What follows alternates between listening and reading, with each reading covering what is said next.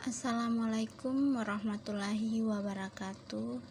Perkenalkan, nama saya Hawai Ahmad, NIM 45142132, Prodi Pendidikan S1 Pendidikan Geografi. Pengertian geologi menurut para ahli, geologi dapat diartikan sebagai ilmu pengetahuan tentang kebumian. Definisi lain disebut bahwa geologi adalah ilmu kebumian yang mempelajari segala sesuatu mengenai planet bumi beserta isinya yang pernah ada. Apa yang dimaksud dengan geologi? Ilmu geologi merupakan kelompok ilmu yang membahas tentang sifat-sifat dan bahan-bahan yang membentuk bumi, struktur proses-proses yang bekerja baik di dalam maupun di atas permukaan bumi, kedudukan di alam semesta, serta sejarah perkembangannya sejak bumi ini lahir di dalam semesta hingga sekarang.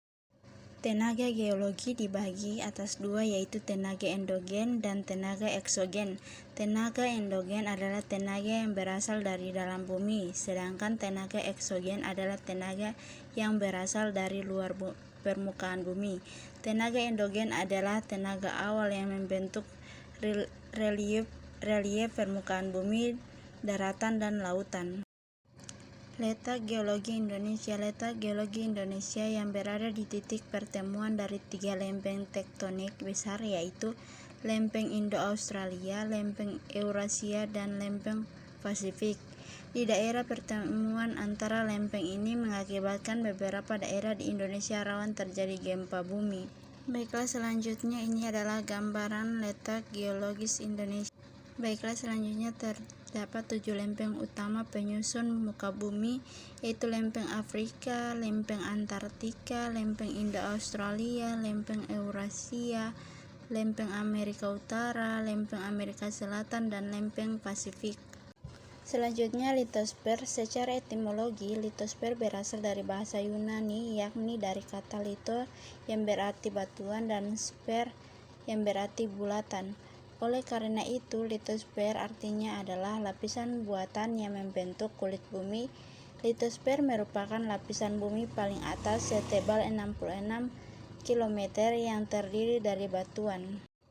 Manfaat litosfer. Lapisan litosfer memiliki manfaat sebagai sumber energi minyak bumi dan batu bara, sebagai pemenuhan kebutuhan industri besi dan aluminium, sebagai bahan pembuat perhiasan mineral intan, emas, perak. Pembagian wilayah geologi Indonesia. Terletak geologis Indonesia juga ditandai dengan 3 dangkalan wilayah Indonesia, terletak di antara dangkalan Sunda, Sahul, dan Peralihan. Keduanya dangkal Sunda meliputi wilayah barat Indonesia, yaitu Sumatera, Jawa, dan Kalimantan.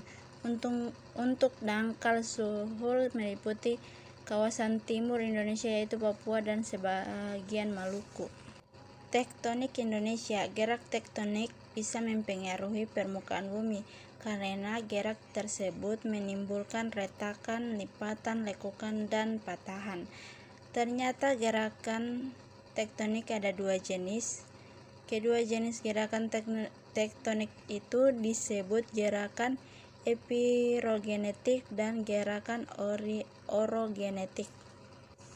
Indonesia terletak di antara 3 pertemuan lempeng besar, yaitu lempeng Eurasia, lempeng Indo-Australia, dan lempeng Pasifik. Batas lempeng tersebut dibagi menjadi 3, yaitu batas lempeng divergen, batas lempeng konvergen, dan batas lempeng sesar. Gerak divergen adalah gerak lempeng-lempeng tektonik yang saling menjauh. Karena gerak yang menjauh timbul retakan yang menjadi jalan keluar magma. Magma naik ke permukaan dan mendesak permukaan bumi sehingga menyebabkan terbentuknya lapisan permukaan bumi yang baru. Gerak konvergen adalah gerak lempeng-lempeng tektonik yang saling mendekati satu sama lain. Lempeng yang terus mendekat satu sama lain. Lempeng yang terus mendekat kemudian akan bertemu dan menimbulkan tumbuhan. Gerak transform atau gerak sesar mendatar adalah gerak lempeng tektonik yang saling bergesekan dengan arah yang saling berlawanan. Misalnya, gesekan antar lempeng Samudra Pasifik dan lempeng benua Amerika Utara yang menyebabkan terbentuknya patahan dan San Andreas.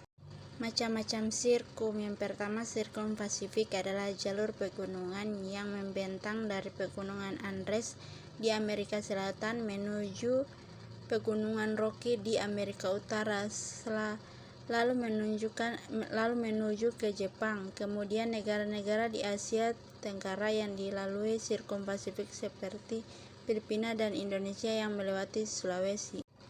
Yang kedua yaitu sirkum Mediterania, merupakan barisan pegunungan yang membentang dari Eropa, Afrika Utara hingga Asia Tenggara. Geotektonik Indonesia, sebagai yang mana kita lihat di gambar bahwa ada yang saling bertubrukan, yang saling bergesekan, dan yang saling menjauh. Selanjutnya yakni gambar yang dimana kita bisa lihat di sini warna merah, hijau, dan kuning menggambarkan ada yang gempa dangkal, gempa menengah, dan gempa dalam. Yang merah itu dia gempa dangkal, sedangkan yang hijau dia gempa dalam, dan yang terakhir kuning dia gempa menengah.